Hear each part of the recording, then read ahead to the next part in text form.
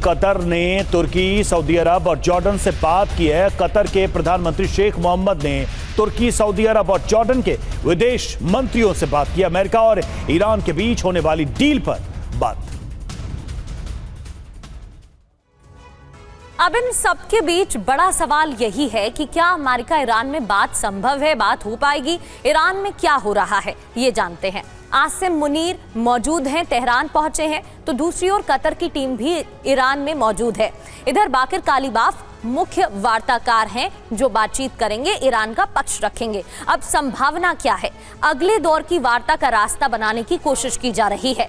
पाकिस्तान फिर मध्यस्थ बनने की कोशिश कर रहा है। कई खाड़ी देशों को लेकर कतर भी कोशिश में जुटा हुआ है।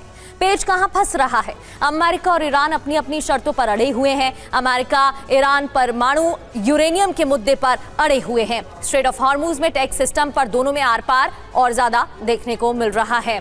महेश सचदेवा सर, जिस तरीके से पेच फंस रहा है, लग रहा है कि उतना आसान नहीं होने वाला है जैसे पहले भी रहा था। एक तरफ तो अमेरिका की तरफ से जंग की तैयारी बढ़ गई है, ईरान की तरफ से भी, दूसरी ओर बातचीत की भी कोशिश की जा रही है। क्या वाकई में अमेरिका चाहता है कि बातचीत से बात बन जाए, या फिर ये जो जंगी तैयारी है वो सिर्फ और सिर्फ दबाव बनाने की कोशिश है?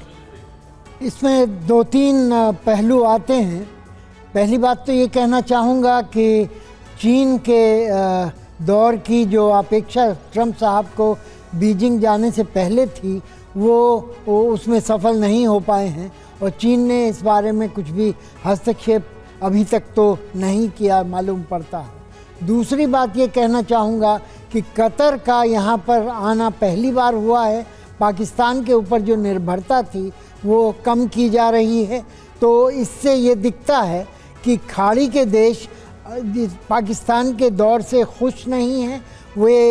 उनको ये संदेह है कि पाकिस्तान ईरान के साथ कुछ और खिचड़ी पका रहा है, और अगर कतर के लोग यानी उनके संदेशवाहक वहाँ जाते हैं तो वो खाड़ी के देशों का अच्छी तरह से प्रतिनिधित्व कर सकेंगे। खाड़ी के देशों को सबसे ज़्यादा जो ज़रूरत है वो स्ट्रेट ऑफ हॉर्मुज के खोलने की है। उनको जो ईरान का जो एजेंडा है कि पहले ब्लॉकेड हटाया जाए, उसके बाद 30 दिन के अंदर अंदर बातचीत ख़त्म की जाए और समझौता किया जा सके, तो वो मेरे ख्याल से खाड़ी के देशों को ज़्यादा मुनासिब बैठता है। ये अमेरिका चाहता है कि वो यूरेनियम को जो परिष्कृत यूरेनियम है उसको बाहर निकाला जाए पहले, और भी परिवर्तन किए जाएं। चौथी बात जो मैं देखता हूँ यहाँ पर वो ये है कि ईरान ने अपना पक्ष एक तरह से संगठित किया है।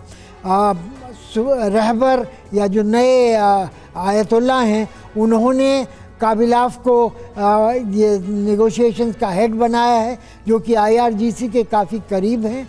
दूसरी ओर जो विदेश मंत्रालय के प्रवक्ता हैं उनको इकलौती कल ये सलाहियत दी गई है कि वे ही नेगोशिएशंस के बारे में वक्तव्य दे सकेंगे। तो ये बकाई जो हैं वो विदेश मंत्रालय के प्रतिनिधि रहते हैं, स्पोक्समैन रहते हैं, वही अब इकलौते स्पोक्समैन बनेंगे निगोशिएशन की स्टेज देने का।